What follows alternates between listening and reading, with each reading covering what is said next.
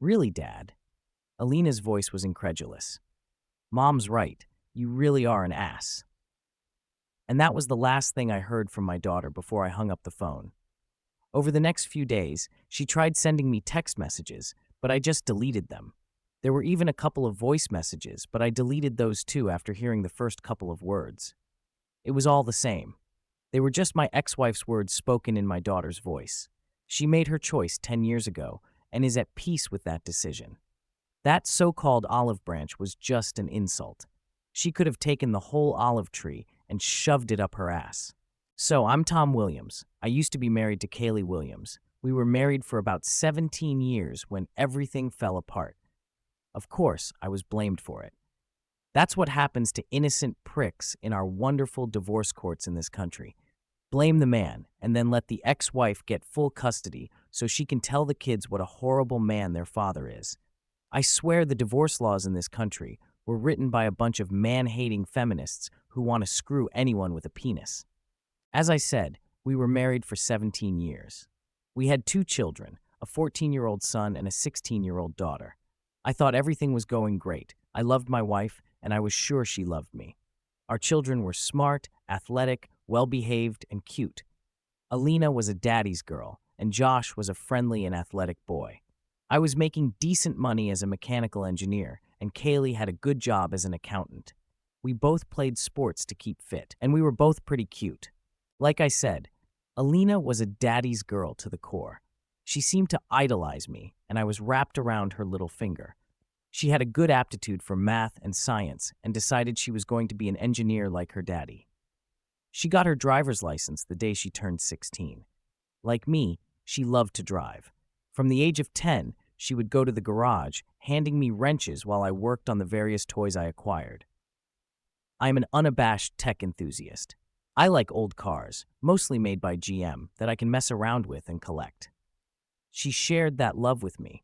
Sometimes on the weekends, we would go to car shows together and spend all day drooling over these wonderful cars. It seemed like we were practically joined at the hip almost every weekend. We had a routine, Alina and I.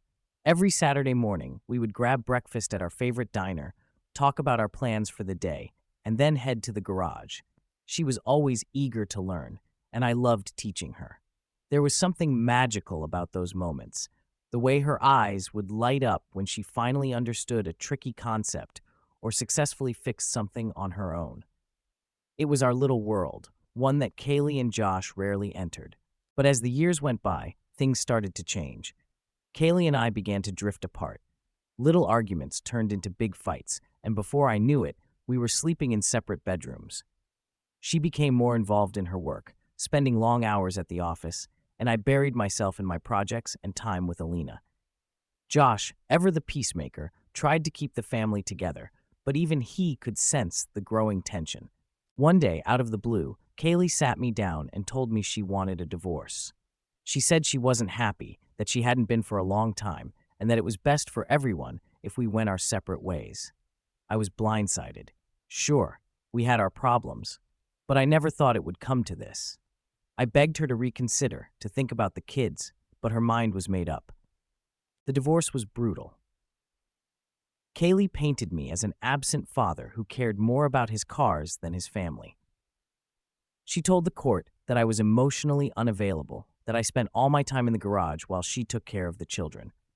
The judge awarded her full custody, and I was left with weekend visitation rights and a hefty child support payment. The worst part was losing Alina. She went from being my shadow to barely speaking to me. Kaylee poisoned her against me, filling her head with lies and half-truths. I watched as my little girl, my pride and joy, slipped away. Josh tried to stay neutral, but even he started to distance himself. Now, 10 years later, here I am, alone, bitter, and angry. The garage is still my sanctuary, but it feels empty without Alina's laughter and curiosity. I still go to car shows, but it's not the same. The joy I once felt is overshadowed by the pain of losing my family. The text messages and voicemails from Alina remain unanswered, reminders of a life that was stolen from me. She made her choice, and I have to live with that. But it doesn't make it any easier. I was also quite adept at household chores. Alina always enjoyed helping me when I did something around the house. I taught her the basics of plumbing, electrical work, drywall, and painting. She was by my side when I was installing new appliances and even helped me with the new concrete slab I put down next to the garage. Although Alina turned to her mom for girl issues, which I was very happy about, I was the one she came to for advice and help with everything else. Homework, drama with friends, decisions she was mulling over, boys, you name it. We were very open and honest with each other. When she was in trouble, I was the one she turned to for help. I had a daddy's girl, and Kaylee had a mommy's boy. Josh was never into cars and mechanics like his older sister. He was a good student, but his passions lay more in English, literature, and social studies. He often talked about becoming a lawyer. Of course, Josh and I hung out too, but he seemed to be more attached to his mom than to me. For the past couple of weeks, Kaylee had seemed a little out of sorts. It wasn't a big deal, she just seemed a little distant. And lately, she'd been kind of zoning out for a minute or two. A couple of times, I asked her if everything was okay, but she just waved me off and ignored me. Usually, I didn't mind when she brushed me off, but this time felt different. Again, no big deal, just a little off. It was Friday night. I had just gotten home from work. It was 6 o'clock, as it usually was on a Friday night. I saw that Kaylee was already home, as usual. I walked in the door and yelled out that I was home, as usual. Oddly enough, there were no smells of dinner cooking. Alina didn't come down to greet me either. Sure, she's a teenager now, but she usually greets me if she's home. She and Josh must still be out with friends. Oh well. I put my briefcase in my office and went upstairs to change into more comfortable clothes for the evening. When I entered the bedroom, I saw that my wife had laid out her little black dress, sexy lingerie, stockings and garters, and 6-inch heels on the bed. That explained the lack of dinner smells. Apparently, we were going out for the evening instead. I wish she had warned me about that, but I didn't have any other plans anyway. Kaylee was still in the bathroom applying makeup when I walked in. "Where are we going, honey?" I asked, taking off my shirt. "We're not going anywhere," she replied, not looking up from her mirror. Her words stopped me in my tracks. "What do you mean?" I asked, trying to keep my voice calm as a sinking feeling settled in my stomach. Kaylee finally turned to face me, her expression serious. "Tom, we need to talk." I could feel the blood drain from my face. "About what?" She sighed and put down her makeup brush. "I've been doing a lot of thinking, and I don't think this is working anymore." My mind raced, trying to grasp what she was saying. "What's not working?" "Us," she said simply, crossing her arms over her chest. "Kaylee, what are you talking about? Did something happen? Is it something I did?" I asked, desperation creeping into my voice. "It's not about any one thing, Tom. It's a lot of things. I don't feel the same way anymore. I've felt like this for a long time, and I can't keep pretending everything is okay," she explained, her eyes avoiding mine. I felt like I had been punched in the gut. "So, what are you saying? You want a divorce?" She nodded slowly, tears welling up in her eyes. "Yes, I think it's for the best." I stood there in shock, trying to process her words. This couldn't be happening. We had a life together, a family. How could she just throw it all away? "Kaylee, we can work through this. We can go to counseling, do whatever it takes. Please don't give up on us." She shook her head. "I've made up my mind, Tom. I'm sorry." As I looked at her, standing there with her makeup half done and tears streaming down her face, I felt a mixture of anger and heartbreak. I didn't know what to say or do, so I just turned and walked out of the bedroom, not knowing if I would ever return to the life I had known. As I made my way downstairs, I saw Alina and Josh coming in through the front door, laughing about something. They stopped short when they saw my face. "Dad, what's wrong?" Alina asked, her smile fading. I forced a smile, trying to hide my turmoil. "Nothing, sweetheart. Just had a long day at work." But I knew that nothing would ever be the same again. My world was falling apart, and there was nothing I could do to stop it. That was weird. "Well, if we're not going anywhere, why are you wearing so much makeup and laying out a sexy outfit on the bed?" I said, "We're not going anywhere. I'm going." "Really? Where are you going in that outfit without me? And where are the kids?" I had a bad feeling. The kids are spending the night with friends. I don't know exactly where my date will take me, but I probably won't get home until tomorrow morning. "What do you mean your date, and you're not coming back until morning?" That's exactly what I said. I have a date tonight, and if everything goes according to plan, I'll spend the night with him, she said calmly. You're crazy. What the hell do you think I'm going to put up with this for a second? Screw it. If you want to go out and have some fun, you can wait until the divorce is final. Stop being stupid. There's not going to be a divorce. I'll just do it once, and then it's back to business as usual. I need this night. We've been married for 17 years, and I just need to go out one time to prove to myself that I'm still attractive to other guys. If you really love me, you'll let me have this night, and it won't even be noticeable. If you really loved me, you wouldn't even think about it. I love you, but I need this. I'm getting older, and I need to feel like I'm still attractive to other men, younger men in particular. Helena is about 10 years younger than me. He's been flirting with me for the past 6 months, and I've decided to finally accept his proposal. It's just one night of sex to convince myself that I'm still a sexy woman, attractive to other men. It's just a confidence boost for me. I've noticed a few wrinkles and a couple gray hairs starting to show through, and I need a boost to my ego. I don't need it, and I'm not going to put up with it. Remember that part of the wedding vows about renouncing everything else? If you do that, you're breaking your vows. Don't be silly. It's just a matter of one night. My heart was pounding, and my mind was racing. The audacity, the sheer nerve of what she was saying left me speechless. It felt like a bad dream. I took a deep breath, trying to steady my voice. Kaylee, do you hear yourself? You're asking me to just sit here and accept that you're going to sleep with another man? Just for your ego? I know it sounds selfish, but it's not like that. I need to feel good about myself again, and I promise, after tonight, things will go back to the way they were. I shook my head in disbelief. And you think I can just forget this? Pretend it never happened? Yes, if you love me, you will. This isn't about you, it's about me. Well, this is a deal breaker for me. You walk out that door tonight, and we're done. There won't be any coming back from this. Her eyes widened slightly, but she held her ground. I think you're being dramatic. You'll see, it'll be fine. I'll be back in the morning, and we can talk then. I felt a mixture of rage and heartbreak well up inside me. I couldn't believe the woman I loved for 17 years was doing this. I took another deep breath, trying to calm the storm inside me. Kaylee, if you leave tonight, don't bother coming back. Consider this marriage over. She stared at me for a moment, then turned and walked out of the room. I heard the front door close behind her.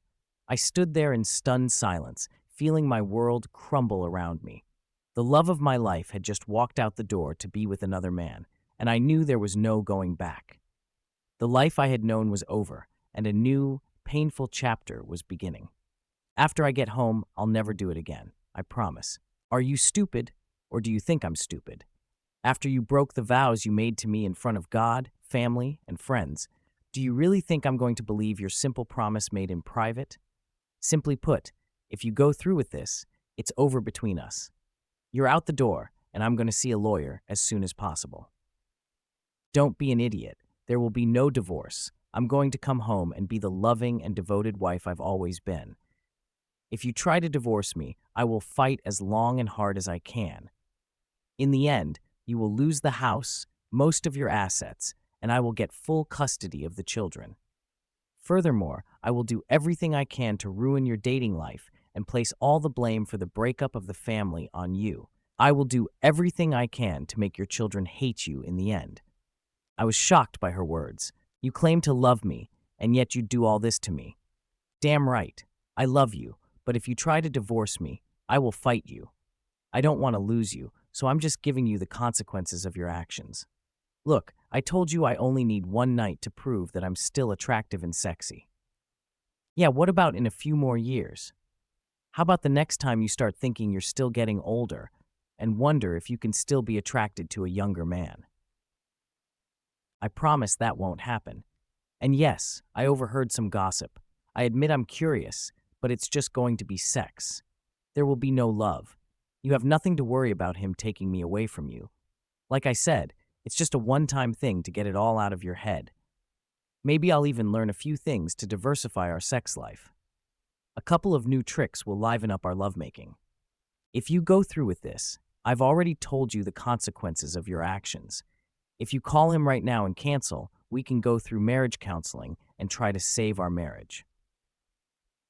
Don't be silly. We'll be fine. If you really insist on counseling to cure your bruised ego, we can talk about it when I get back tomorrow. With those words, she continued to get ready for her date. I changed into jeans and a t-shirt, then left the room. After a while, she came downstairs, dressed in the clothes she had laid out on the table. She had a small clutch in her hands and was examining herself in the mirror by the door. I sat in my chair in the living room, my mind spinning with anger, hurt, and disbelief. Last chance, Kaylee. If you walk out that door, we're done. No going back. She didn't even look at me as she replied, "Good night, Tom. I'll see you tomorrow." The door clicked shut behind her, leaving me in the silence of our home. The love of my life had chosen a night with another man over our marriage. I sat there for a long time, trying to process everything.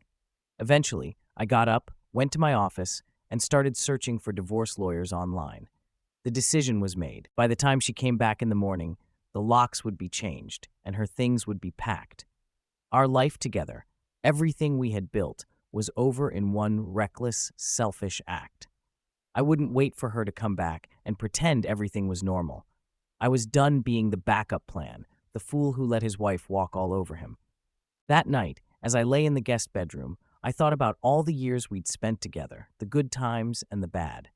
But no matter how hard I tried, I couldn't see past the betrayal. Kaylee had made her choice, and now I had to make mine. A car horn honked outside, signaling the arrival of her date. "He's here. I have to go now. I'll see you in the morning," she said, walking over to kiss me goodbye. I turned my head away, and her kiss landed on the empty air. She straightened up, frowning. "Fine, let it be like this. Once you calm down, everything will go back to normal," she declared. With those words, she turned and headed for the door. I made one last plea. "If you walk out that door, it's over between us. You'd better think twice about throwing 17 years of marriage away." She turned to look at me. "I'm not throwing anything away. Like I said, I'll be back, and everything will fall into place." With a final look, she opened the door and stepped out. The sound of the door closing echoed in the empty house. I sat there, my heart breaking as the realization set in. Tears welled up in my eyes as I thought about losing the woman I had loved exclusively for the past 20 years. 17 years of marriage, a year of engagement, and 2 years of exclusive dating. How could she do this to me? She had never expressed any dissatisfaction. We had a normal sex life, and she never said she wanted more. I would have gladly given her anything she wanted. We rarely fought. Sure, there were disagreements, but we always discussed them and reached a mutual understanding. Half an hour later, after waiting in vain for her to return, I finally got up and went to work. It was a feeble hope that she'd come to her senses and come back, but she didn't. I went upstairs and began executing my plan. It wasn't great, but it was the best I could manage at the time. Our house was fairly large, with 4 bedrooms. The master bedroom, Alina's room, Josh's room, and a spacious guest bedroom that served as a second master with a private bath. We used it for family visits and kids' sleepovers. Now, it would become my temporary bedroom. It took me about 2 hours to move all my belongings from our old bedroom to my new one. I had no illusions about what would happen in our divorce. This was a no-fault state, meaning the divorce laws were incredibly biased. Unless the wife was convicted of a serious crime and sent to prison for at least 10 years, the husband got screwed. It didn't matter if the husband was completely innocent. The wife ended up getting the house, the kids, alimony, and child support, while the husband was left with the bills. She gets the gold mine, and he gets the shaft. After settling into my new quarters, I went down to the home office and logged into our online banking. A few years ago, I had opened another account in my name, not for any devious purpose, but to surprise her with gifts. We both had access to our finances, and she often checked our accounts, ruining any surprise I planned. So I opened a new account solely in my name to keep my gift purchases secret. Now, it would serve a different purpose. She knew about the account, but didn't have access to it. First, I transferred exactly half of our checking and savings accounts to my personal account. Then, using the money left in the joint account, I paid off and canceled all our credit cards. I issued new cards in my name only. Yes, I should have paid everything off before transferring the money, but I'd rather deal with court orders than try to collect anything from her. On Monday morning, I'd transfer my direct deposits from work to my personal account and call our broker to split our investments. Having done what I could, I grabbed a glass of Jim Beam on the rocks and went up to my room for the night. I finished my drink, trying to prepare myself for bed. It wasn't a great night's sleep. I was used to having her beside me, and without her, the bed felt empty. My thoughts wouldn't shut down. I kept replaying the events, wondering what I could have done to prevent it. Should I have tried to stop her at the door? Physically restrain her? Confront her date with a baseball bat or a gun? Was it worth going to jail? It was a long, restless night. I dozed off occasionally, but never for long. When the light started streaming through the window, I decided to get up. Still tired, I took a shower, hoping it would help me fully wake up. After shaving, showering, and brushing my teeth, I put on jeans and a t-shirt and headed downstairs. I made myself a quick breakfast and had a couple cups of coffee while skimming through the morning paper. It was 9 in the morning when Kaylee finally returned home. I was sitting in my office at my computer, browsing through listings for apartments to rent. I had already researched attorneys and scheduled an appointment for Monday afternoon. "Good morning, sweetheart. I'm home as promised," she chirped cheerfully as she stepped inside. I ignored her. Throughout the night and this morning, my anger had been simmering, growing stronger with every passing minute. While sipping my coffee, I had come to a stark realization. I had done nothing to deserve such blatant disrespect from her. There was nothing I could have done to prevent her actions. It was all on her conscience. Even if I had stopped her from going out last night, she would have just found another opportunity. Some people say you can't stop loving someone suddenly. Maybe they're right, but you can certainly turn that love into hate. The opposite of love isn't hate, it's indifference. With hate, there's still emotion involved. Marriage counselors can often salvage a relationship if there's hate by transforming it back into love. But indifference, there's no saving that. All the love I had for Kaylee yesterday had now curdled into hate. Surprisingly, it was easy. All I had to do was focus on the utter lack of respect she had shown me, her threats if I didn't agree to her terms, and her complete disregard for my feelings. I had hours to let all this sink in. "Honey, where are you?" she called out, walking through the house looking for me. "I'm home, just like I told you. I even cleaned myself up before I came back." Her voice grated on my nerves as she searched the rooms, finally finding me in my office. "There you are," she said, opening the door. "I'm back, and now things can go back to normal," she continued, approaching my desk with outstretched arms, ready to hug and kiss me. I shoved her back forcefully. "Keep your filthy, sick lips off me. God only knows what they've touched and what filth has been in your mouth." Her eyes went wide with shock. I had never spoken to her like that in all the years I'd known her. I continued before she could respond, my voice steady and resolute. "You need to go to the clinic and get a full set of STD tests. I want to see a notarized, clean report from you." Her jaw dropped, and I could see the flicker of disbelief turn into anger. "Too much?" I wondered briefly. "Maybe. Did I care?" "No." She stood there, her face reddening. "I see you're still coping with your bruised ego. I'm going to go up to our room and take a nap. I've had a long night, and I want to get some rest. I hope you've calmed down by then so we can talk. I expect a full apology from you for your rudeness this morning," she snapped, turning on her heel and marching towards the stairs. I couldn't help but smile, anticipating her reaction when she discovered the changes I'd made. It didn't take long. "What the hell did you do?" I heard her yell from upstairs. "Where are your clothes? Where are all your toiletries?" I stayed seated, waiting for her to return, which she did almost immediately, storming back into the room with fury in her eyes. "What the hell do you think you're doing?" she demanded. "What do you mean?" I asked calmly, enjoying the sight of her bewilderment. "All my things are exactly where they should be." "What are you talking about?" she retorted, frustration evident in her voice. "Your closet is empty. Your drawers are empty. Your corner of the dressing table is empty. What do you mean everything is lying where it should be?" "Like I said," I repeated, "my clothes hang neatly in my new closet or are folded in my new dresser. My toiletries are neatly in their new places in my new bathroom. That's not true, she sputtered, her voice rising in pitch. Oh, but it is, I said, standing up and facing her. I moved out of our bedroom last night. You see, when you decided to throw away our marriage for one night of so-called fun, you made your choice clear. I won't be sharing a room, a bed, or a life with someone who disrespects me like you did. So I moved out. Her face twisted with anger and confusion. You can't be serious. You're overreacting. Am I? I replied, my tone icy. You broke our vows, Kaylee. You threw away 17 years of marriage for a night with some younger guy. There's no going back from that. She stood there, speechless for a moment, before finally saying, This is insane. We can still fix this. I shook my head.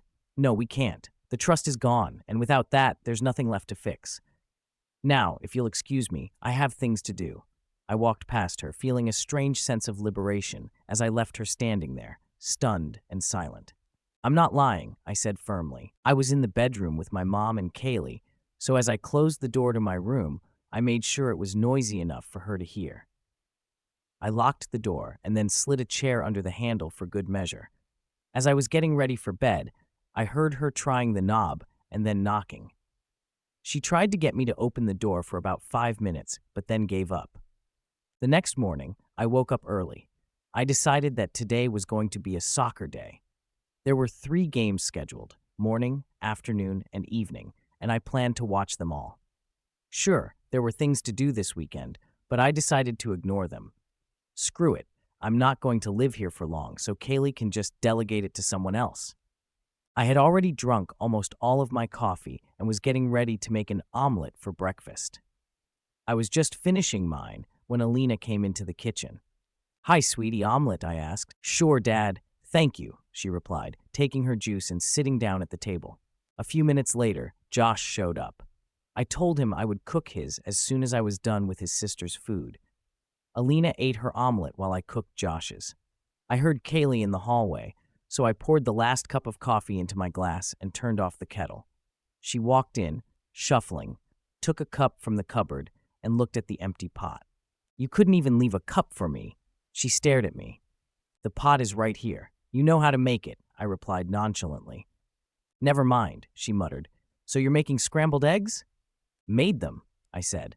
Just finished, but feel free to make yourself one, I replied, putting Josh's omelet on his plate.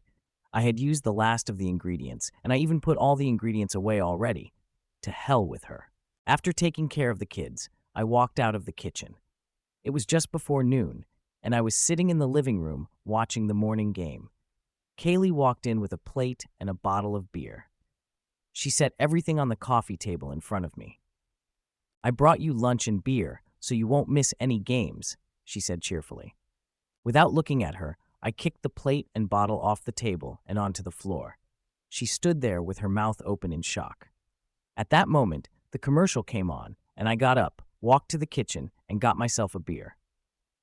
Yes, I can hear all of you crying about alcohol abuse because I spilled all the beer on the floor, I thought to myself.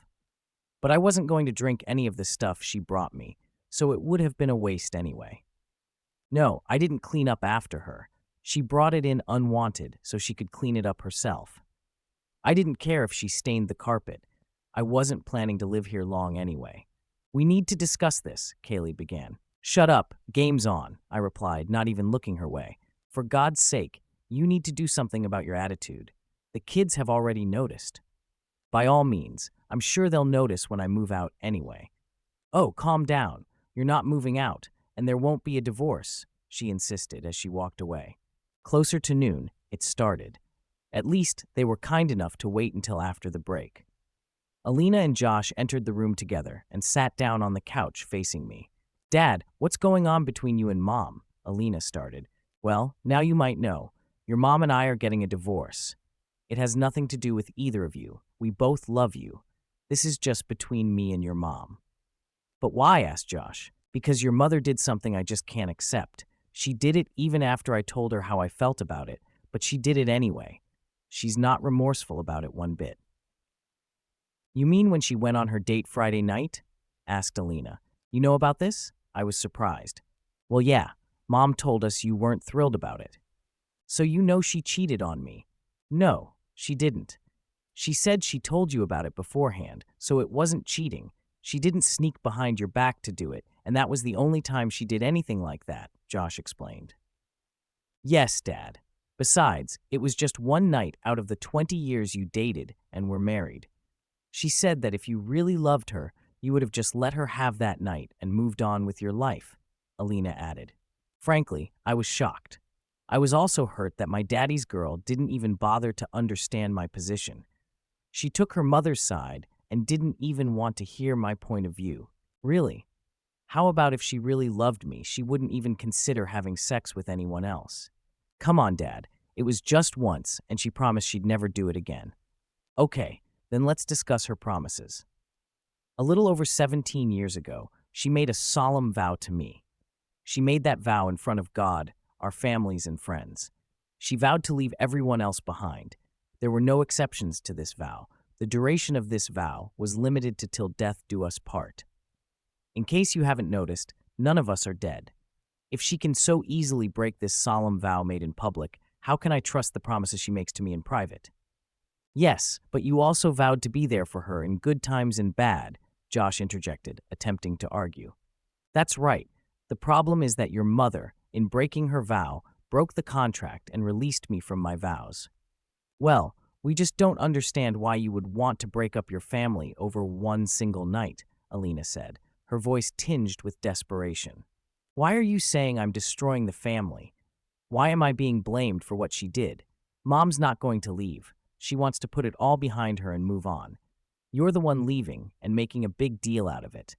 If you leave, you'll ruin the family, insisted Alina. The situation didn't improve after that. I tried to explain my position, but they did not listen. They weren't interested in my opinion. Kaylee had been filling their heads with her nonsense all last day. All they knew was that Mom had done something she really needed to do, and Dad didn't love her and the kids enough to accommodate her needs. She convinced them that Daddy's little male ego caused him to abandon them all and tear the family apart. It was Daddy's fault for failing to give Mommy the one small, tiny thing she really needed to be happy. Instead, Dad decided to make everyone suffer because of his stubbornness. Really, it was just one night out of their 20 years together. Seriously, what is one night out of 7,305 nights, 20 years at 365 days a year, plus one extra day and 5 leap years? They eventually left when it became clear that I wasn't going to accept their position. I managed to watch the rest of the game in peace. As the game was winding down, the enticing aromas of dinner being prepared filled the room. Apparently, it was another one of my favorite meals. I just sat and watched the post-game show, my anticipation building for the night's game. The time was getting late. The game was supposed to start in 20 minutes. Josh came in and announced that dinner was ready. I just got up, grabbed my truck keys, and headed for the door. "Where are you going?" "Dinner is already set on the table," asked Josh. "I'm going to the sports bar to watch the game. I'll get something to eat there," I replied.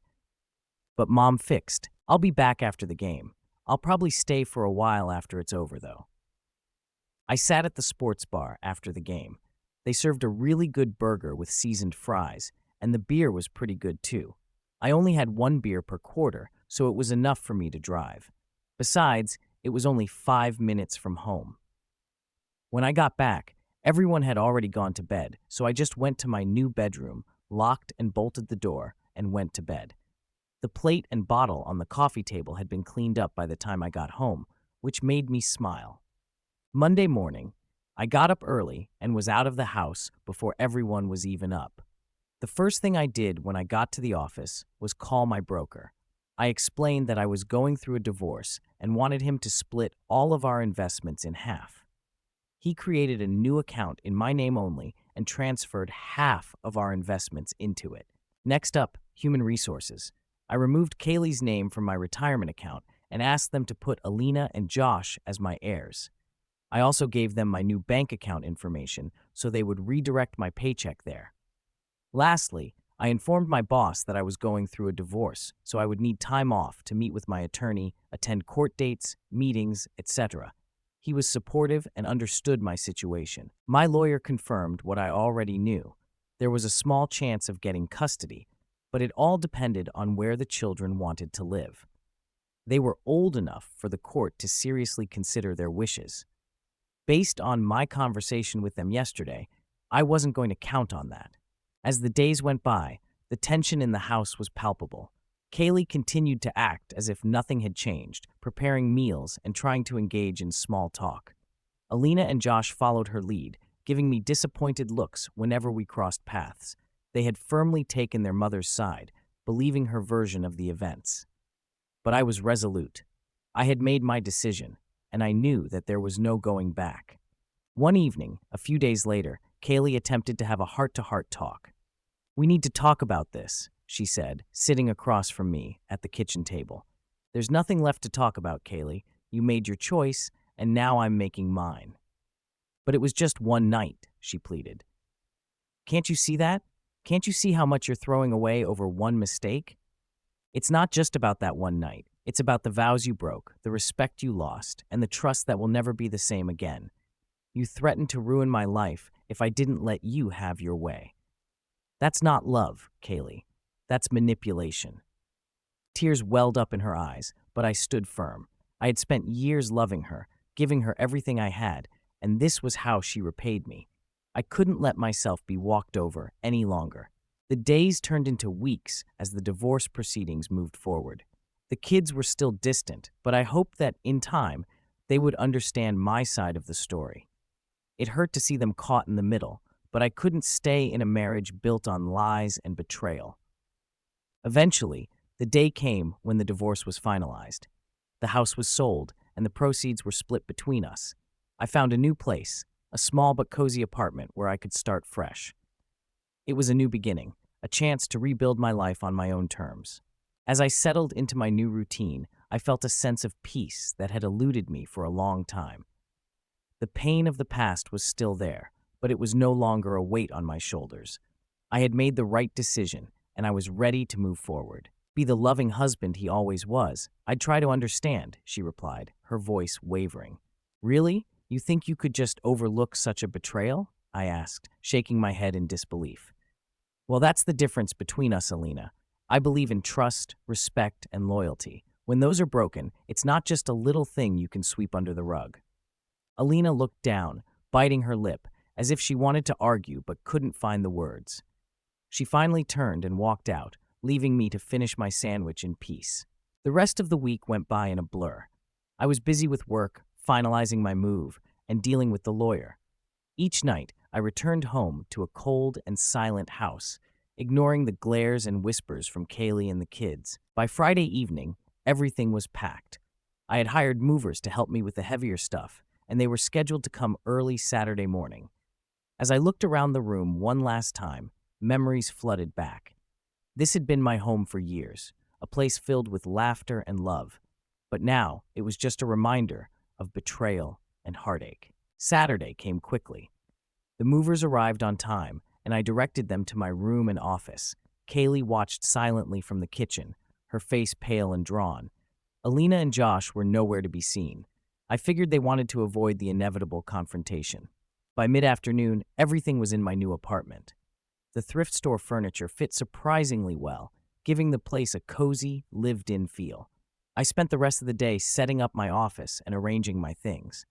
It felt strange, but also liberating, to have a space that was entirely mine. That evening, I decided to treat myself to a steak dinner at a nearby restaurant. As I sat at the bar, enjoying my meal, I couldn't help but think about the future. It was uncertain and a bit scary, but it was also a chance for a fresh start. I could rebuild my life on my own terms, free from deceit and disrespect. Over the next few weeks, I settled into a new routine. Work kept me busy during the day, and in the evenings, I explored my new neighborhood, found a gym to join, and even started taking a woodworking class. It was something I'd always wanted to try, and now I had the time and freedom to do it. Alina and Josh visited a few times, but the conversations were strained and awkward. They were still processing everything, and I knew it would take time for them to fully understand my decision. I made sure they knew they were always welcome, and I hoped that eventually they would see things from my perspective. Kaylee tried to reach out a few times, but I kept our interactions brief and to the point. There was no going back for me. The divorce proceedings moved along smoothly, thanks in part to the groundwork I had laid early on. We reached a settlement that was fair, and the house sold quickly. As the months went by, I found a sense of peace and contentment that I hadn't felt in years. I had new hobbies, new friends, and a renewed sense of purpose. Life wasn't perfect, but it was mine, and I was determined to make the most of it. One evening, as I was working on a new woodworking project, my phone buzzed with a text from Alina. "Hey, Dad, can we talk?" it read. I smiled, feeling a glimmer of hope. Maybe, just maybe, things were starting to look up. Think about how many good times you've shared and how much you've built together. Throwing it all away over one mistake, albeit a significant one, seems drastic, Charles continued, his voice steady but pleading. "Tom," my mother chimed in, "we know you're hurt and angry, and you have every right to be. What Kaylee did was wrong, no doubt about it. But sometimes people make mistakes. They lose their way for a moment. We've seen you two together for years, and it's clear you love each other deeply. Don't let one night destroy all of that." I sighed, feeling the weight of their words, but also the frustration building up inside me. "I appreciate what you're all trying to do," I said, trying to keep my voice calm. "But this isn't just about one night. It's about trust and respect, and Kaylee shattered that. If she loved me as much as she claims, she wouldn't have done this." Kaylee, who had been silently watching, finally spoke up. "Tom, I made a terrible mistake. I see that now more than ever. I thought it was something I needed to do for myself, but I was wrong. I didn't consider your feelings, and I deeply regret that. I love you, Tom. Please, let's try to work through this." I looked around the room, seeing the earnest faces of our parents, the desperation in Kaylee's eyes. My anger flared again. "You say you love me, Kaylee, but love isn't just words, it's actions, and your actions showed complete disregard for me and our marriage." Charles stepped forward. "Tom, when May and I were younger, we faced our own challenges. There were times when we thought we wouldn't make it, but we did. Marriage isn't easy. It's full of ups and downs. This is a down, but it doesn't have to be the end. Counseling, time, effort, you can rebuild." I turned to my father, seeking his opinion. "Dad, what do you think?" He looked at me thoughtfully. "Son, you know I believe in the sanctity of marriage. It's a lifelong commitment, and sometimes it's incredibly hard. What Kaylee did was wrong, no question, but you have to decide if you're willing to try and forgive her, if you believe that you two can come out stronger on the other side. Only you can make that decision." I felt torn, the logical side of me understanding their points, but the emotional side still raw with betrayal. I don't know if I can forgive her. Every time I look at her, I'll be reminded of what she did. Kaylee's eyes filled with tears. "Please, Tom, I'll do anything to make it right. I'll go to counseling. We can go together. I'll do whatever it takes to earn back your trust." Silence hung heavy in the room. I could see the hope in their eyes, the pain in Kaylee's. "I'll think about it," I finally said, "but I need time. This isn't something I can just get over quickly." Our parents nodded, seeming to understand the difficulty of the situation. Kaylee looked relieved, if only slightly. "Take all the time you need," my mother said gently. "We're here for you, no matter what you decide." The evening ended with a tentative sense of hope. They left, leaving me alone with my thoughts and the lingering tension. It was going to be a long, difficult road ahead, and I wasn't sure where it would lead. "Surely you can get over this little incident. You don't have to destroy your family over one mistake." A little mistake? Really? It wasn't a small mistake. It wasn't an accidental stumble. It was a planned event. They probably planned it at least a week in advance. Then she ambushes me an hour before she leaves, giving me no chance to resist. It was an elaborate plan to trick me. "Son," Mom decided to intervene, "she didn't cheat on you. She told you that first." "What?" "First of all, you're right that she told me, but she didn't ask. She just said she was doing it, and I had no say in it. Even when I raised my serious objections, she didn't care. I told her what would happen if she went through with it." "Tom," Father tried, "I understand your pain and anger, but think of your family. We love you, son. We'll be here to help you heal, but think about what you'll do to your family. Kaylee still loves you and insists she won't do it again. We all think that with counseling and some effort, you can overcome this. Tearing your family apart is not the answer. We raised you to be a good man.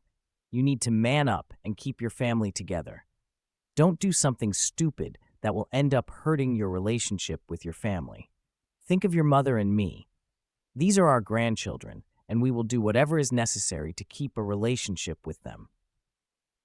I just stood there, completely stunned. My parents were really on her side. They were really telling me that I had to accept her cheating. I just couldn't take it anymore. I turned and walked out of the room and headed for my bedroom. Kaylee tried to follow me, but I closed the door in her face. 10 minutes later, I changed into jeans, a casual shirt, and boots. I didn't say a word as I walked through the living room and out the front door. They were still sitting there, trying to talk to me as I walked by. I didn't even pay any attention to them. I needed air, space, a moment to think without the pressure of their words weighing on me. I drove aimlessly for a while, the road stretching out before me like a lifeline. I thought about everything that had happened, how my world had turned upside down in the span of a single night. The betrayal cut deep, not just because of what Kaylee had done, but because of how everyone else seemed to brush it off as a minor indiscretion. Stopping at a quiet park, I got out and walked, letting the cool breeze clear my head.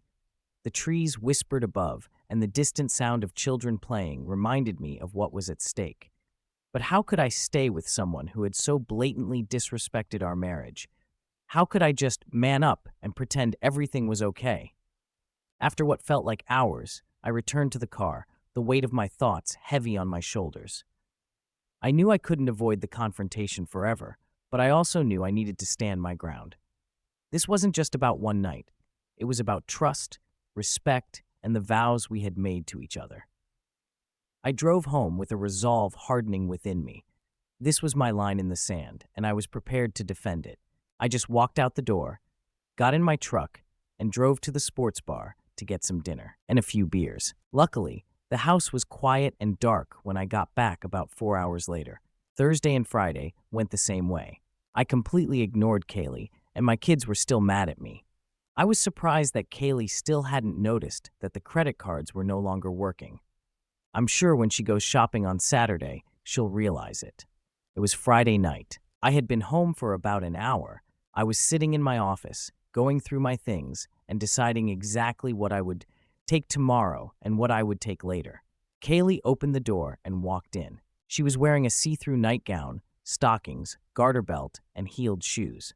I have to say, she looked amazing. "The kids are sleeping somewhere else tonight. It's time for you to forget this nonsense and come to bed with me. I want you to make love to me all night. I really need you to take me back." I stared at her for a minute. "No, thank you. Besides, I haven't yet seen the report from the clinic confirming that you don't have any medical conditions. Stop being ridiculous. I need you back in my bed. Your tantrums aren't accomplishing anything. Now come on. I'm horny and I need sex, not the slightest interest. Listen, if you don't, I'll have to call Helena again. So what if it's a one-time thing? Damn it, it was a one-time thing. But if you're gonna keep rejecting me, you're the one pushing me away to someone else. Have fun with it. Let me know if you bring him here so I can leave." The smoke coming out of her ears and nose as she ran out of the room didn't dissipate until a few minutes later. About half an hour later, I heard the front door slam. She practically burned her tires as she raced down the street. Taking advantage of the fact that the house was empty, I gathered a few things. I disassembled the bed and loaded it into the truck along with most of my clothes. Tonight, I'll be sleeping on the couch in my office. After loading everything I wanted to take with me into the truck, I drank a Jim Beam on the rocks and relaxed. The couch wasn't the most comfortable one I'd ever slept on, but that was okay.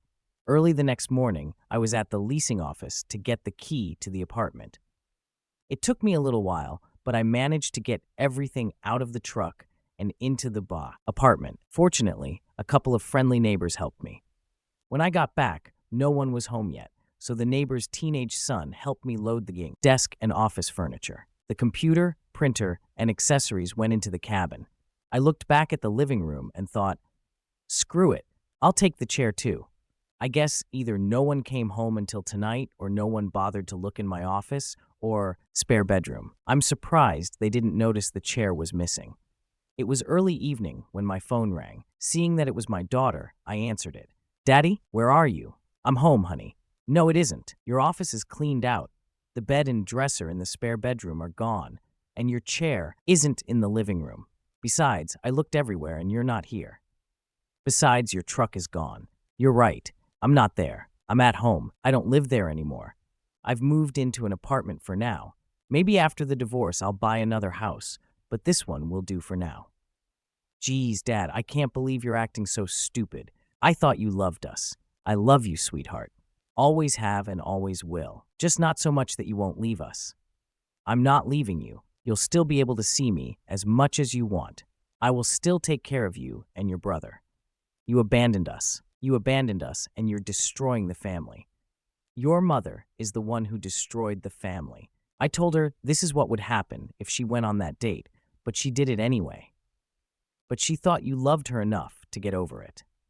And I thought she loved me enough not to do it. Okay, whatever. Then she hung up. The divorce process turned out to be a nightmare. Kaylee fought it tooth and nail. Counseling sessions were a battleground. She wanted me to pay for them, but I refused, arguing that if she needed counseling, she should pay for it herself. It was one of the few arguments I won. The counselor didn't like me very much, probably because I told him that although I was ordered to attend, the judge didn't say anything about me actually having to participate.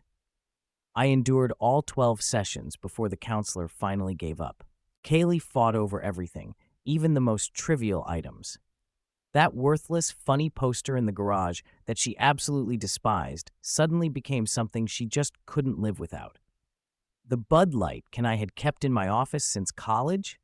She claimed it was the centerpiece around which she was going to redesign the office. It was all bullshit, of course. She was just making my life as difficult as possible. During this time, she did everything to limit my time with the kids.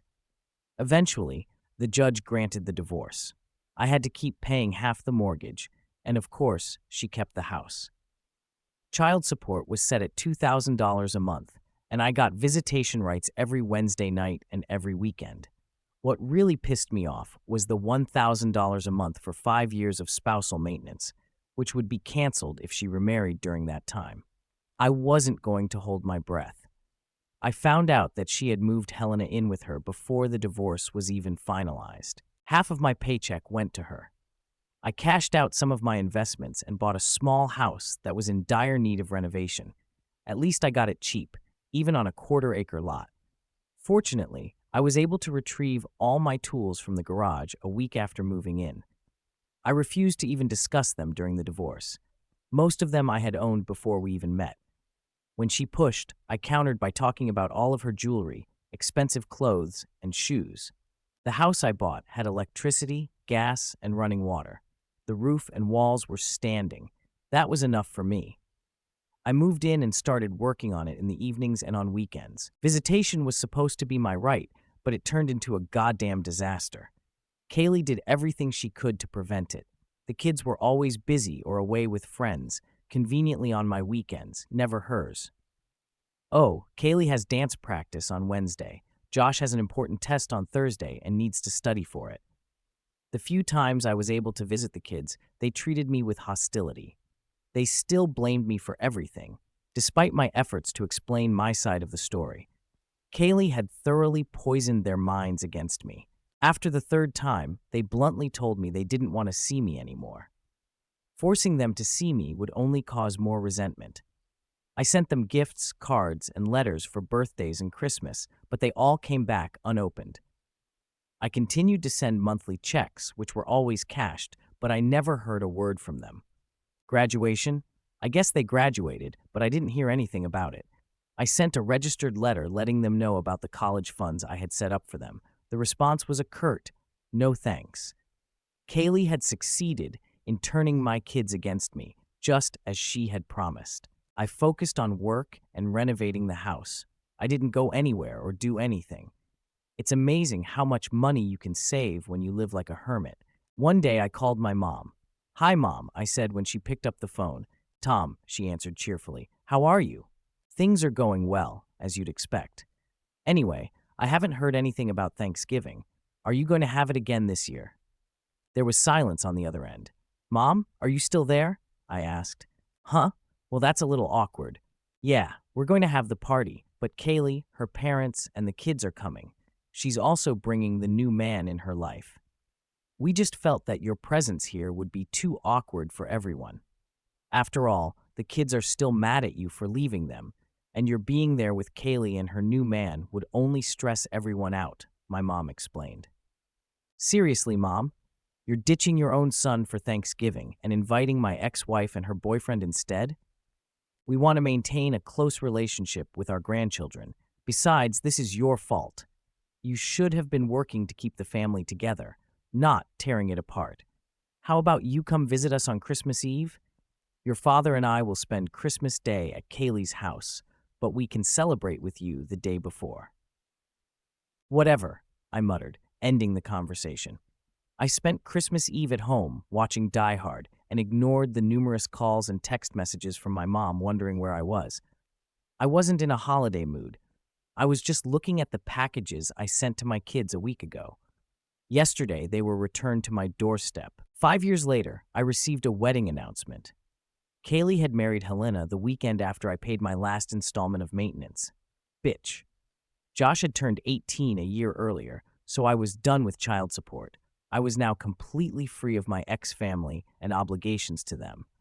I celebrated by getting drunk. Yeah, I'm not really proud of it, but to hell with it. I put my all into loving them, but they rejected me and treated me like crap. Screw them. Now that all my obligations to Kaylee and her ungrateful offspring had been fulfilled, I decided to put them out of my mind as much as possible. They obviously didn't want any relationship with me, so I would just forget about them and move on with my life. Well, except for one thing that always bothered me. I had to keep paying half the mortgage on the house. Of course, it ended when Josh graduated, but my name was still on the deed. I think Kaylee was under the mistaken impression that she owned the house. The divorce agreement said she could live there until the kids graduated from high school. Now all bets were off. I was entitled to half of the property, and it was a pretty big property. I contacted my attorney.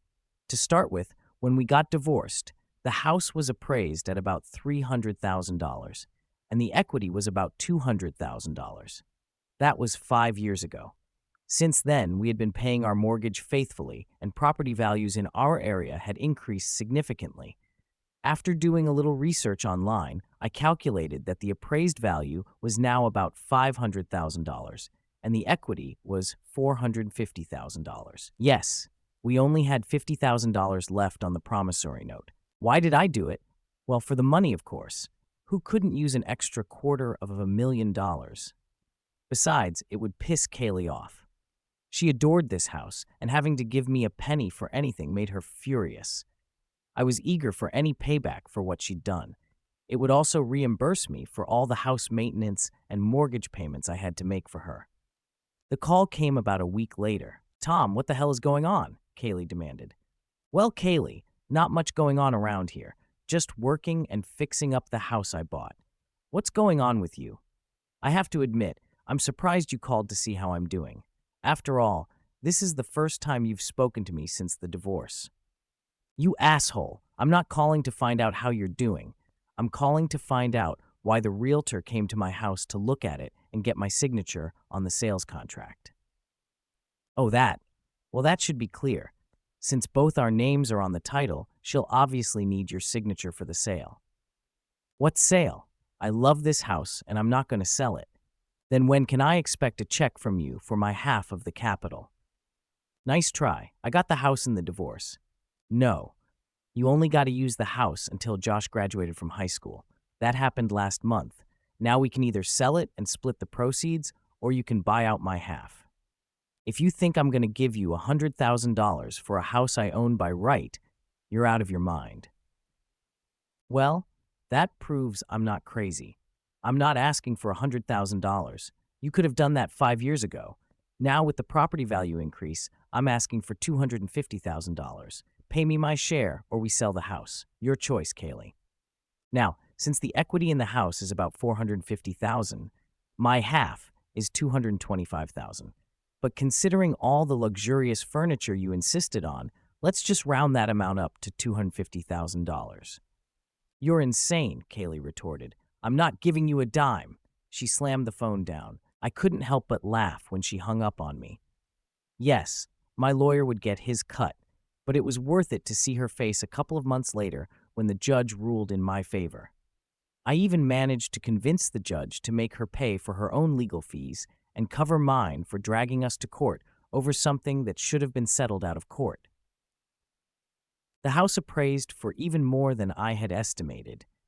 Including the value of the furniture, I got $275,000. They ended up buying me out rather than selling the house. I later found out they mostly used Helena's money for the buyout, which ended up getting him in some financial trouble, but more on that later. With the settlement, I got my own house in order and even built a decent-sized workshop behind it. I picked up an old 1972 Chevy pickup truck in rough shape, mainly interested in the chassis. The rest would be replaced anyway. Over the last year, I meticulously took it apart, cleaned it up, and completely repainted it. Once the paint and bodywork were done, I tackled the running gear. The rear differential was still good, but I rebuilt it to handle the power I planned to put through it. The transmission was a Borg-Warner T10 4-speed manual, classic and robust. For the engine, I decided to have some real fun.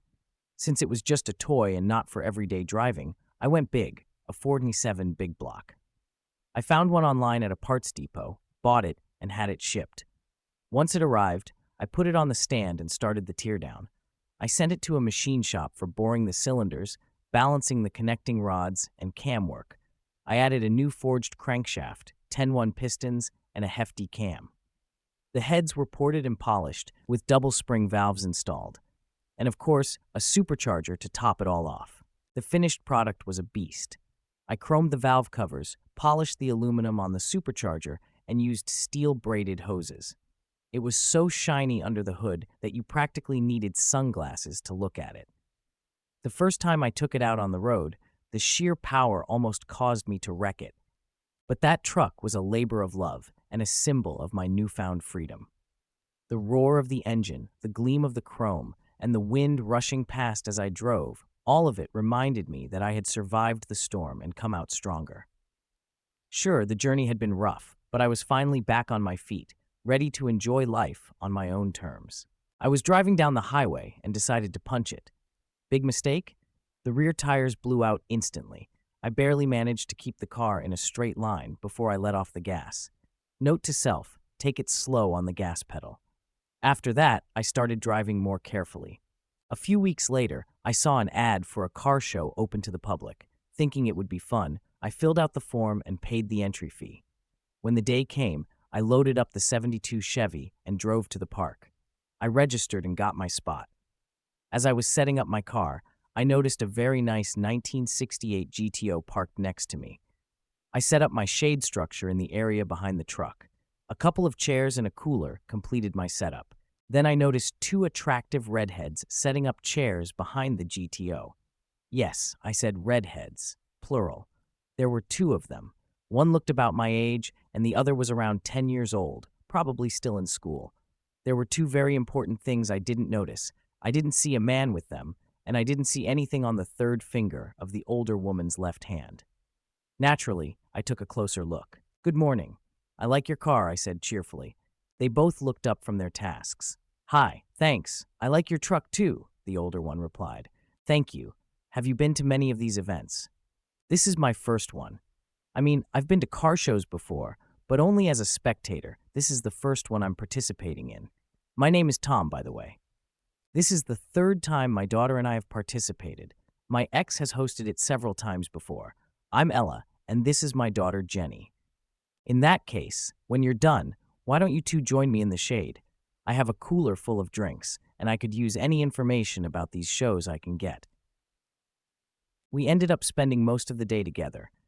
Occasionally, we would get up and talk to someone about our cars, but overall, it was a very enjoyable day. No, I didn't win any awards, but I still had fun. I found out that Ella divorced her husband 3 years ago because she caught him cheating with his boss's wife. She made a deal with him. She would give him all the videos if he would rewrite the GTO to her. She told me it would hurt him and that she wanted him to keep his job so he could continue to pay her alimony and maintenance. It was a double win for her. Besides, his boss was an asshole, and she didn't care at all about his wife. Jenny was also friendly and joined in the conversation. She told me she was very angry at her father for his cheating and had nothing to do with him anymore. We were having such a good time that I didn't want it to end. As the show was winding down, I suggested they have dinner at Red Lobster a couple of blocks away. They agreed, and we drove there. I didn't really want to bring up my sad story, but they asked, and I shared the highlights.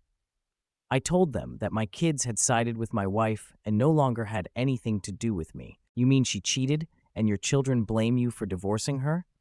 Jenny was stunned. Yes, I tried to explain to them, but by then she had already turned them against me. Ella put her hand on my shoulder. I'm so sorry for you, Tom. You're such a good guy, and you don't deserve anything like this, she said sincerely. I decided to change the subject to something more pleasant. We ended up talking and laughing for another hour. We seemed to have a real connection.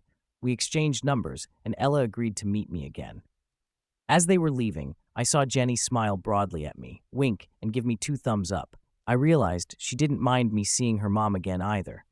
Ella and I got together the following weekend. I called and asked, and she enthusiastically agreed. Dinner and dancing.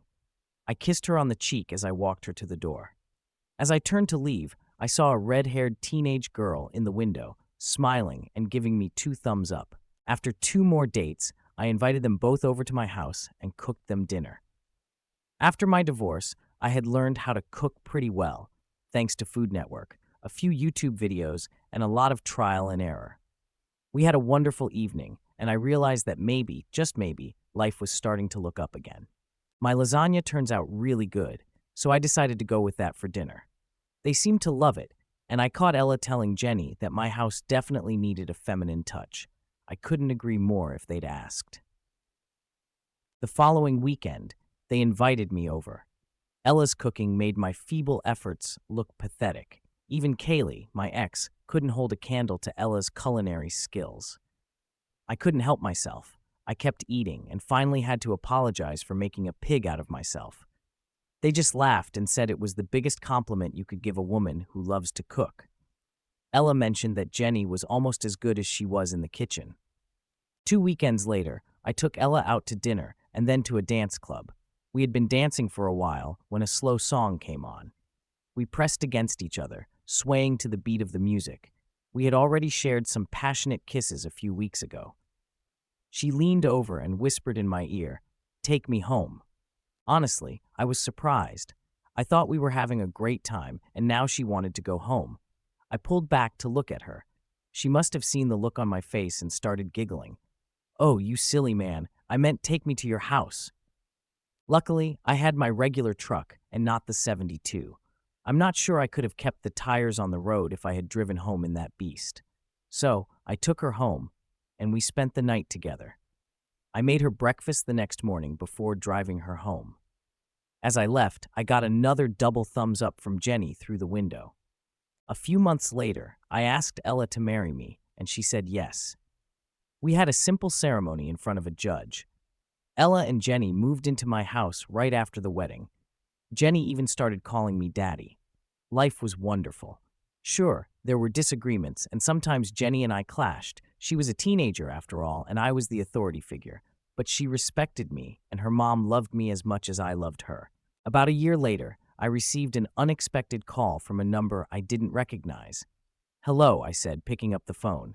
"Hi, Daddy." An excited female voice sounded on the other end of the line. "Alina," I replied, surprised. "Yes, Daddy, it's me, and I have great news." "Really?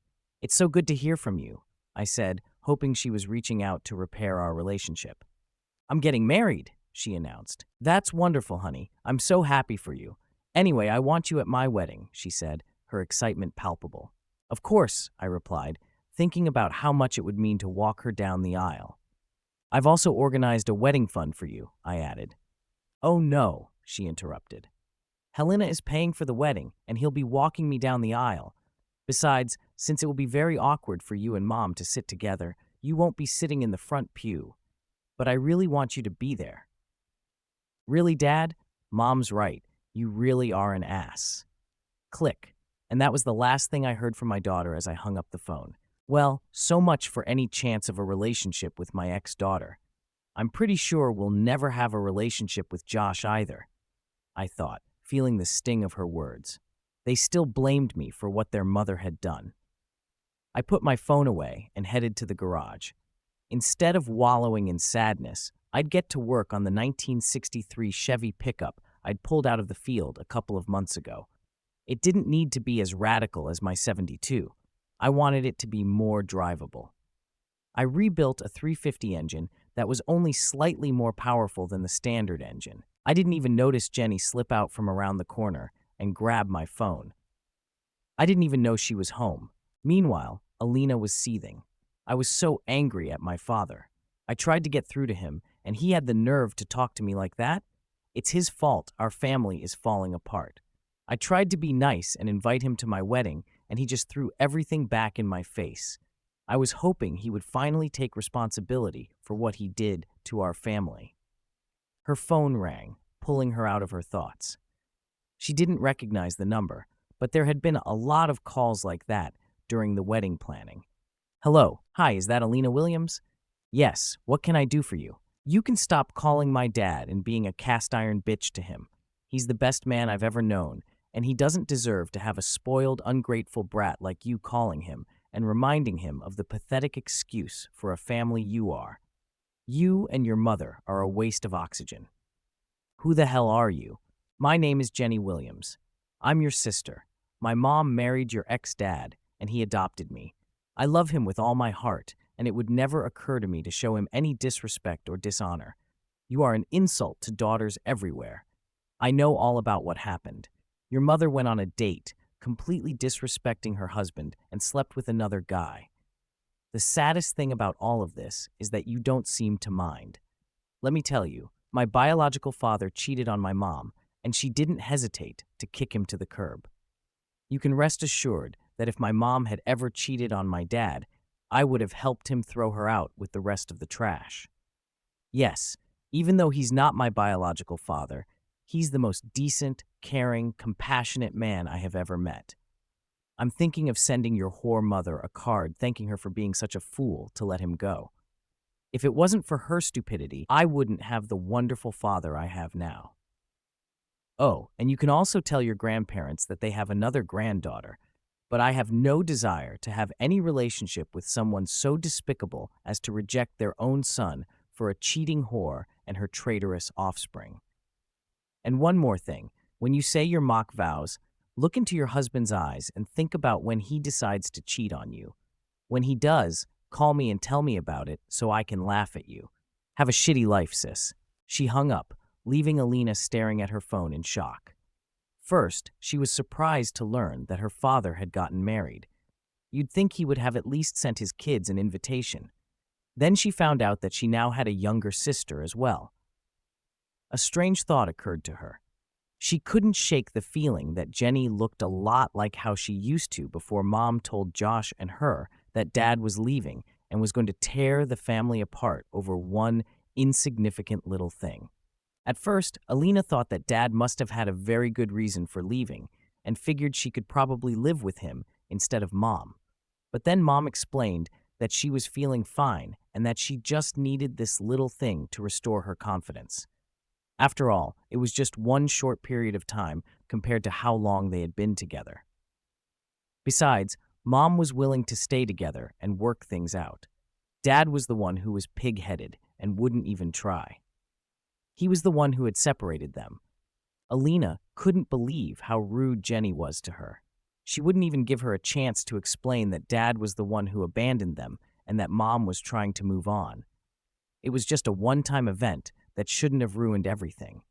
And after that, Jenny had the nerve to call her all these vile names? Alina's mind was spinning as she tried to process the venomous conversation she had just had with her new sister. She doesn't even know me. What was Daddy so upset about? Of course, Helena was going to walk me down the aisle. After all, he'd been there for me for the past few years. I hadn't even talked to Dad since Josh and I told him how angry we were about him leaving. On top of that, Helena was paying almost $20,000 for my wedding. I couldn't even imagine how much the pennies my dad was able to set aside for my wedding would be enough. Half an hour later, when my mom and both grandmothers came in, I was still upset about those phone calls. They were out shopping. Mom noticed my mood right away. "Honey, what's wrong?" I told Dad about the wedding and asked him to come. After all, I'm his only daughter, and I thought he would want to be at my wedding. I was hoping that maybe it would be something we could build on and maybe start a relationship again. "Oh, that's wonderful," exclaimed Grandma Williams. "Is he coming?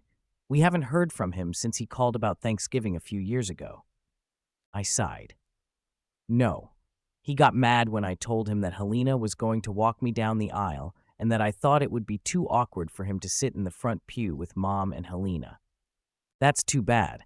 I thought he'd gotten rid of his piggishness by now," Grandma Williams said, shaking her head. "Well, if that's not bad enough, I found out 5 minutes later that I have a half-sister." "What?" sounds in three-part harmony. "Yes. The girl who said her name was Jenny Williams called me a few minutes after Dad hung up. Apparently, Dad married her mom and adopted her. She wasn't too nice on the phone. In fact, the nicest thing she said was that she wanted to thank my mom for being stupid, or she wouldn't have such a great dad." I recounted both phone conversations to them. They were shocked at the vehemence with which Dad and Jenny had spoken on the phone. "Tom got married and we weren't invited to the wedding? He didn't even tell us about it?" Grandma Williams asked, incredulous. "I have another granddaughter," whispered Grandma Williams to herself. My wedding day had finally arrived. I thought briefly about what my father had said, and for a moment I was sad that he wouldn't be here on my special day. That was fine. I'd approached him and he'd rejected me. I brushed it off. After all, it was a happy day. I was marrying the man I truly loved, the man I would spend the rest of my life with. Helena glowed with happiness as he took my hand and we started walking down the aisle to the music of the wedding march. I was beyond happy, looking at all of my friends and family. Both of my grandparents were there. Josh was one of Bobby's groomsmen. Everyone was there to celebrate my special day. Tears of joy came to my eyes. I looked ahead and saw my Bobby smiling at me as he stood in front of the priest. As we passed my mom, I saw her looking at me with pride. Tears of joy were running down her cheeks, too. Helena lifted my veil, kissed my cheek, and said, "Congratulations, baby girl." He then handed me into the arms of my future husband. I had a strange feeling in my mind when the priest asked, "Who gives this bride away?" And Helena replied, "Her mother and I." Something didn't sound right, but at that moment, I couldn't figure out why. It soon passed as the priest began the ceremony. I looked into the eyes of the love of my life. I repeated my vows to have and to hold, in sickness and in health, in good times and bad, for better, for worse. I couldn't say it. I looked straight into Bobby's eyes and I just couldn't say it. I suddenly remembered what the bitch had said on the phone. I was looking into my soulmate's eyes, and suddenly I saw him with another woman. The picture suddenly changed. Now I was looking into the dull eyes of a broken man, telling him that I had sex with another man. These pictures flashed through my mind. The words came out without thought. I understand now. If I had felt like we were under the scrutiny of the public before, it was nothing compared to what it was now. Bobby looked at me with concern. Suddenly, it was as if a weight had been lifted off me. The biggest smile of my life appeared on my face. "I finally get it," I said to Bobby. "Oh, that's really great, Alina, but what did you suddenly realize?" Bobby asked, his voice filled with concern and confusion. "Absolutely everything," I replied, feeling a newfound clarity. I took a deep breath and got serious. "Bobby, do you really love me?" "Of course I love you," he said earnestly. "How can you even ask that?" "I have to ask this because I can't marry you today," I said, my voice trembling with the weight of the decision. I swear I felt a rush of air as the entire audience gasped in shock. "We'll still get married, but not today," I continued. "This is wrong and I have to make it right. I'm only getting married once, and it will be for life, so I have to make it right." "Baby, what's wrong?" Bobby asked, his concern deepening. "Bobby, I love you with everything I have. I'm going to marry you. I'll explain everything to you and you'll understand. but we need to go and start making things right. We'll reschedule everything for another day and plan our wedding." "You're not going to leave me at the altar, are you?" he asked, fear creeping into his voice. "No way," I assured him. "In fact, you should come with me." With those words, I turned to the guests. "I'm sorry, but I just can't go through with this today. We are not canceling our wedding. We are just postponing it. We will let you all know when we set a new date. We understand if you decide not to come, but just think of the story you will be telling about today for years to come. Won't you want to come next time and see what happens next? In any case, to make up for your disappointment in any way, the reception hall must be ready. Everything is already paid for with non-refundable deposits, so why not take advantage of that? The bar is open, so eat, drink, dance, and be merry. Don't worry, Helena will pay the bill." With those words, I took Bobby's hand and started to make my way back down the aisle. Suddenly, my mom was blocking my exit and Helena was standing next to her. He didn't look pleased that I had just flushed over $20,000 down the toilet. I also noticed that all the guests were now focused on this new confrontation. Those who had gotten up to head to the reception stopped at the venue to watch the next show. Helena started yelling nonsense about the money he'd spent and how I was going to pay him back every dime for the stunt I'd just pulled. Then it was Mom's turn. "Alina, what are you doing? Where are you going?" she asked, her voice laced with panic. "I'm correcting a mistake I made a few years ago," I replied calmly. "What mistake?" Mom demanded, her eyes widening in fear. "The biggest mistake of my life," I said firmly. "The mistake I made when I listened to all that crap you were saying instead of helping Daddy kick your slutty ass to the curb. The mistake I made when I blamed Daddy for the breakup of the family while it was your own fault for cheating on him." "Alina, I'm your mother. I'm not a whore, and you will speak to me with respect," Mom retorted, trying to maintain her composure. "Really, Mom? You're not a whore? Once a cheater, always a cheater," I shot back. "Alina, how dare you?" she exclaimed, her voice shaking with anger and fear. "How dare I? I'm even ashamed that I ever took your side. It wasn't until I looked into Bobby's eyes while saying my vows that I woke up and realized what a horrible person you really are. Once a cheater, always a cheater," I repeated, my voice growing stronger. Looking into his eyes, I suddenly realized how awful it would be if he ever cheated on me. I realized how much I would hurt the man I loved if I ever cheated on him. I guess Dad was a good role model for me after all. But you sure weren't. What do you mean?" Mom stammered, fear flashing in her eyes. "Really, Mom? Do you really think I don't know about your Wednesday workouts with Jim Davis, your personal trainer? That they're always at his apartment instead of the gym? It's funny that you only go to the gym to see Jim. How about the fact that Carlos, your pool guy, takes an extra hour every 2 weeks because he screws your brains out on the chaise lounge after he cleans the pool? How about your gang banging the landscaping crew every time after they finish their yard work? I've got some good video footage of me coming home early a couple of times, in case you try to deny it. And let's not forget how you always tip Mario, your barber, by giving him a blowjob in the back room after every haircut. At least Helena is your boss at work, and he doesn't have to worry about you cheating on him with your boss. Am I forgetting someone? Oh yeah, I almost forgot Alan Morris, your neighbor. For the last 3 years, he's been coming over whenever his wife has a girls' night out. Her gaze flicked to Helena as I finished laying out her dirty laundry. Perhaps she hoped he'd miraculously not heard, even though I'd said it loud enough for everyone to hear. Across the church, and he was standing less than 2 feet away from me. There was a look of utter shock on Helena's face. Looking at Helena, an evil thought occurred to me. "Oh, and Helena? Before God and all these witnesses, I swear with the same commitment that my mother did when she made her wedding vows, that I will pay you back the money you spent on this wedding. We all know how she keeps her vows, so you can fully expect me to honor this vow just as she honors hers." Yeah, he shouldn't hold his breath waiting for even a dime. Seeing that Mom was distracted, I pulled Bobby down the aisle. I made a quick stop to talk to the videographer. "Yes, he caught the whole thing on camera." He smiled broadly as he handed me a copy of the videotape. He was set up to make a duplicate in case something happened to the original. I quickly signed my signature on the authorization form to post the video on YouTube. I hoped it would go viral and increase my mom's shame. Bobby and I jumped out into the parking lot. He'd driven his car here, and our bags were in the trunk. We planned to move them into the limo before leaving the reception. His brother was going to drive him back to his apartment after the reception. I smiled, knowing that Dad would really like Bobby, and slid into the passenger seat. I was instantly excited when he turned on the ignition and the huge 440-cylinder engine rumbled to life. Sure, it wasn't a GM, but the 1969 Challenger was still a beast. "Where are we going?" he asked as we roared out of the parking lot.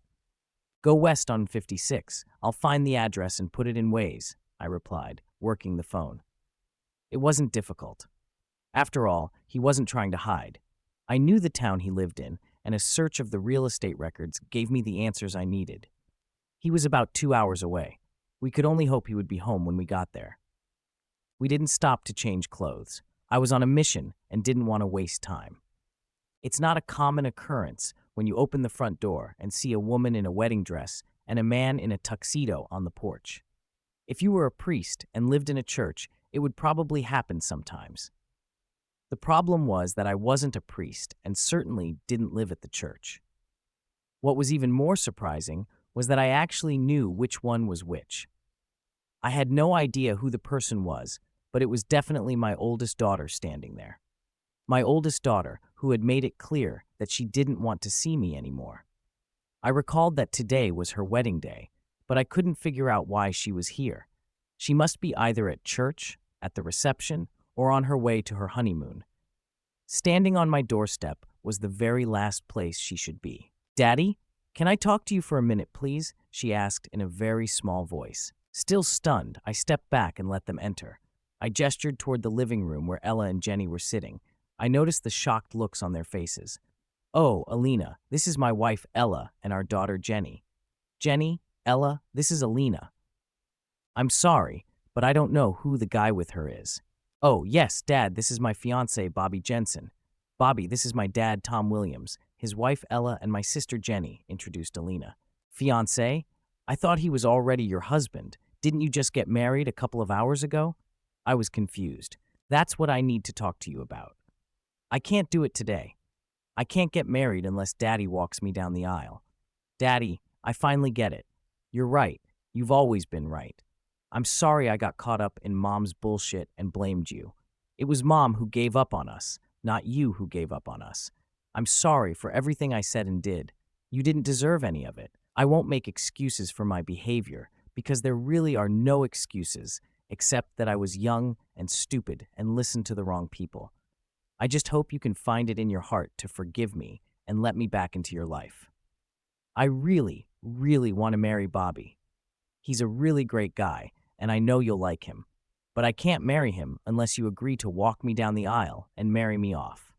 It was completely unexpected. I probably should have been focusing on other things, but there seemed to be an elephant or two in the room.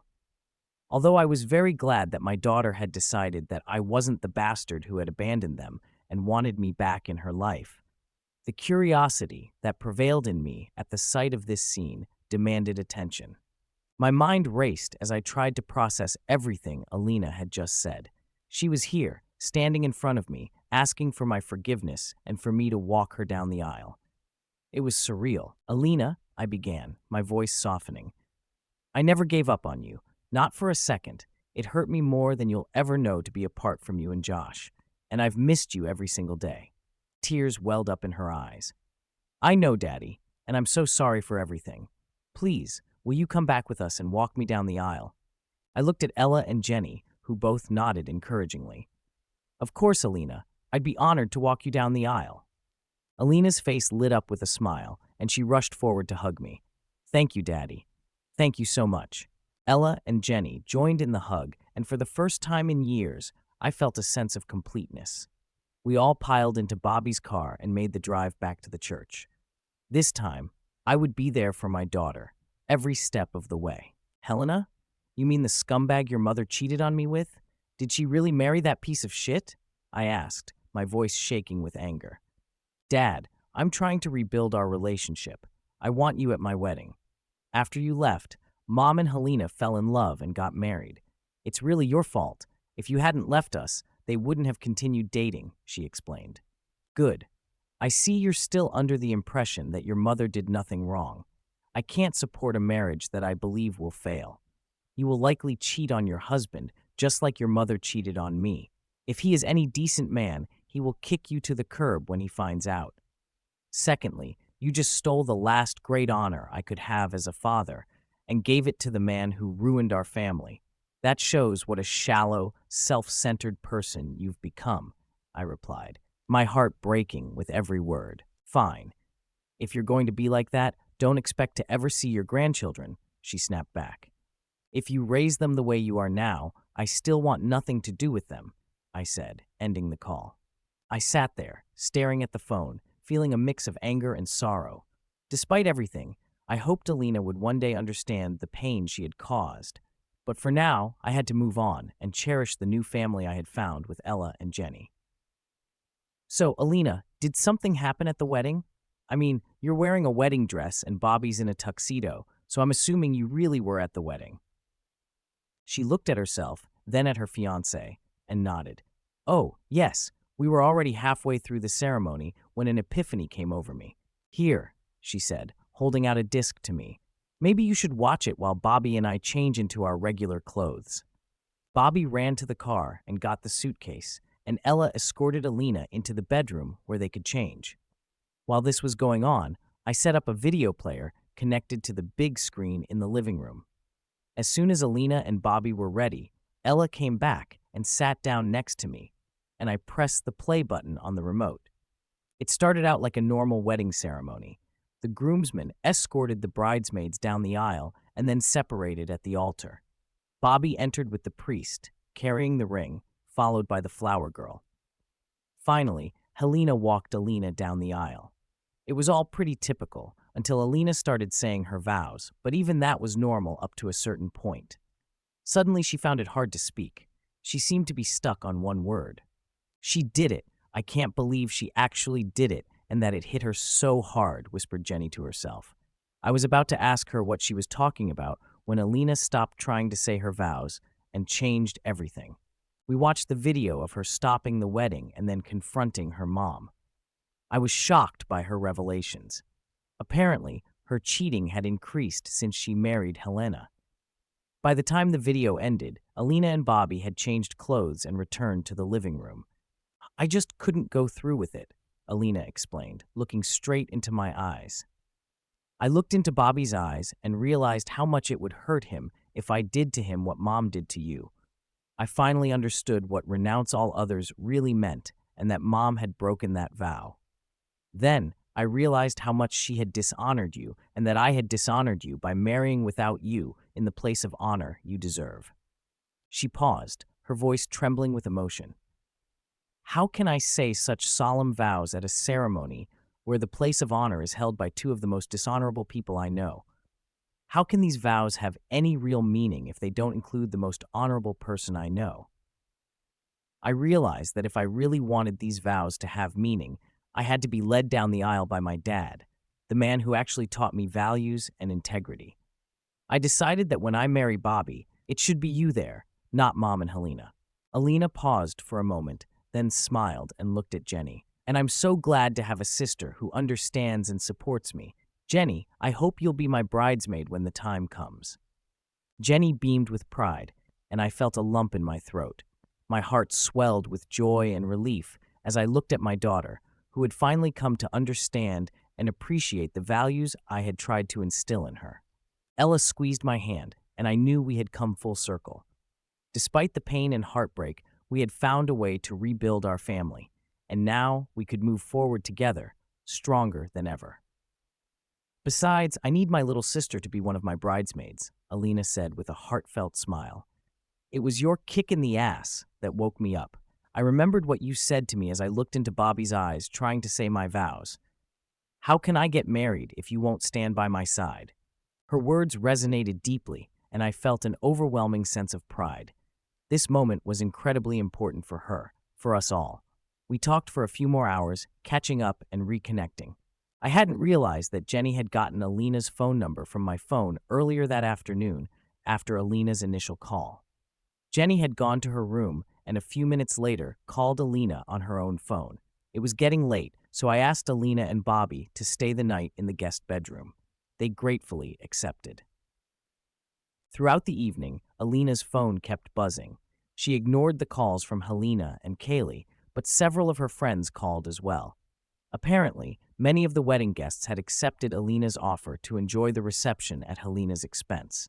Despite his efforts to cancel everything, it was too late for a refund. By the time he arrived at the reception venue, a few dozen people were already there, taking advantage of the open bar. The food was being prepared, and the servers, bartenders, and DJ were all in place and working. Eventually, Helena gave up, grabbed a drink, and slumped into a table in the corner, drowning his sorrows. Later, Josh sent Alina a video he had taken on his phone. It captured the moment when their mom confronted Helena. The conversation didn't go well. Helena's voice, filled with anger, echoed through the room, and the words "cheating whore" dominated the exchange. It looked like their relationship was heading for a bitter end as well. Josh mentioned that he had managed to cancel his plane and resort reservations, but had to pay a 20% penalty for the late cancellation. Since Alina and Bobby had already taken time off work for their honeymoon, they stayed with us for the week. It was a precious time for me, as I reconnected with the daughter I thought I had lost and got to know Bobby better. Despite initial tension, since Bobby had only heard the biased, negative stories about me from my ex-wife and kids, the truth began to surface, and his attitude towards me warmed. It certainly helped when I showed him my workshop and the latest projects I was working on. Though he had a preference for classic Dodges, we both shared an appreciation for each other's cars. It was a relief to discover he wasn't one of those wimps who drove an automatic. His Challenger had a manual transmission, which earned my respect. About midweek, we set a new wedding date. The excitement was palpable as we began planning again, this time with the full support and participation of our family. The future looked brighter than ever, and we were ready to embrace it together. The wedding was scheduled for the same venue, just a year later. This time, I would be paying for everything and walking Alina down the aisle. Ella was going to help with the wedding preparations, and Jenny would be one of the bridesmaids. Alina and Bobby called everyone in the wedding party to share the latest news, everyone except Kaylee and Helena. In the months that followed, Alina and I worked hard to rebuild our relationship. Bobby and I got to know each other better, attending several car shows together. We showcased Ella's GTO, my '72 truck, Bobby's Challenger, and even got Jenny involved with the 1974 Firebird I bought for her. Alina and Bobby visited us a couple of times each month, spending a few days with us each time. Josh even joined us occasionally. Though it was challenging with Josh, who had always been closer to his mother, we managed to mend some of our relationship. I think he did it more for Alina's sake than mine, but I appreciated it nonetheless. He also brought news from home, including updates about Kaylee and Helena. Things weren't going well between Kaylee and Helena. Helena had moved out and filed for divorce, citing irreconcilable differences rather than adultery, which meant the harsh penalties of the prenuptial agreement wouldn't apply. He filed in a way that aimed to end things quickly and without conflict. The prenuptial agreement ensured that all property Helena owned before the marriage was not subject to division. Kaylee would get half of the property acquired during the marriage, but it wasn't much compared to what Helena had before they wed. She ended up with the house and about $50,000. Despite Helena's efforts to claim part of the house, he had no proof he was entitled to it. The money he used to buy out my share after the divorce came from a business loan, but there was no documentation of how it was spent. His name wasn't on the house's title, and since the house originally belonged to Kaylee, she refused to discuss it. Helena paid off the loan without getting anything in return. By the time he realized he wouldn't get his money back, it was too late to file an adultery complaint. Rumors of Kaylee's escapades spread, damaging her credibility in the community. Friends began to avoid her, and invitations to parties, charity events, and other social occasions dried up. Worse, Since she relied on Helena's money and didn't work, her financial situation deteriorated. Helena learned an expensive lesson, losing a couple $100,000 buying out my half of the house, $28,000 for the failed wedding, and another $50,000 in the divorce settlement. On top of that, he faced public humiliation. Kaylee, furious that her affairs had been exposed and that Helena was divorcing her, started spreading malicious gossip about him. She claimed he had a small penis and refused to please her, making him a laughingstock among women. His social life evaporated, and he became a recluse, only going to work and then straight home. On the day of Alina's rescheduled wedding, she asked, "Ready, Daddy?" "No father is willing to let his daughters go, but I'm honored to do it for you," I replied. The doors opened, and music filled the church. I proudly began to lead my daughter down the aisle. As I glanced around, my smile grew even wider. My ex-wife, Kaylee, was sitting in the fourth row, while my wife, Ella, held a place of honor in the front row. I would join her after fulfilling one last important duty for my daughter. "Who gives this woman in marriage?" the priest asked. "As her father, I give her as my wife," I said loudly. Then I whispered, "Love you, baby," kissing Alina on the cheek before handing her to Bobby. I turned and walked over to sit next to Ella, who squeezed my hand lovingly. Alina's vows were filled with emotion. To have and to hold, in sickness and in health, in good times and bad, leaving everyone else behind. She practically shouted the last phrase, her bright smile lighting up the room. When they kissed at the end, there was a round of applause. At the reception, I looked down from the head table. Ella sat next to me, and I saw Kaylee sitting off to the side. She didn't look happy, but that was no longer my concern. The ceremony was beautiful, and I felt a deep sense of contentment. I had my daughter back, a new son-in-law I respected, and a loving family by my side. The future looked bright. Every time Kaylee glanced up and saw Ella sitting in the seat that used to be hers, a frown creased her face. She took full advantage of the open bar, clearly trying to drown her sorrows. Helena hadn't been invited to the wedding, and I doubted he would have come, even if he had been. With my last great accomplishment for Alina complete, I felt a wave of satisfaction. I had walked my daughter down the aisle, married her off, delivered a heartfelt toast to the newlyweds, and danced a beautiful father-daughter dance. Then I shared a tender dance with my wife, while Alina, her new husband, and his parents danced the next song. My duties were done. I returned to our table, sitting beside Ella, who smiled warmly at me. Our youngest daughter, Jenny, was twirling on the dance floor, surrounded by a group of boys vying for her attention. "May I have this dance?" A familiar voice sounded behind us, addressing Ella. Ella and I turned to find Kaylee standing there. Ella stared at her for a moment before responding, "Just be sure to return him to where you found him. I trust you, but I don't trust her to not do anything foolish." Kaylee led me to the dance floor as a slow song began to play. I wouldn't be surprised if she had requested it just for this moment. I kept my distance, trying not to pull her too close. We danced in silence for a while before she finally spoke, her voice tinged with regret. "You were supposed to give me that one night. We were supposed to forget about it and go on with our lives as normal. Tonight was supposed to be just the two of us. You shouldn't have left that night. You should have known better than to think I wouldn't mind you cheating on me, no matter how many times you did it." "I didn't cheat. I told you about it before I did it. I didn't sneak around behind your back." "Whether you told me or not is immaterial. The fact that you had sex with someone else is cheating. Besides, I didn't give you permission. I told you not to do it, but you did it anyway. I never wanted this. I only wanted one night, and then we could be together forever. You know you're the only man I've ever loved. I've never had the slightest love for him. Besides, the sex wasn't that great. He was selfish and not even as big as you. Then why did you marry him? Because you divorced me. Of course, I didn't love him, but I liked him. After you left, I didn't want to be alone. I thought I could love him, but I could never get over you. I did all those nasty things to you because I was angry that you left me. I still loved you, but you wouldn't even talk to me. After that one night, I realized that you were all I needed and I would never date another man again. So why did you cheat on him? Because he was a failure in bed. I thought I could train him, but he refused to listen to advice. he refused to go down on me, and I stopped giving him blowjobs. He would just stick it in, pump for a few minutes, erupt, and then roll over and fall asleep. When I couldn't take it anymore, I found a couple of other guys who could actually bring me to orgasm. I had no idea Alina knew anything about it.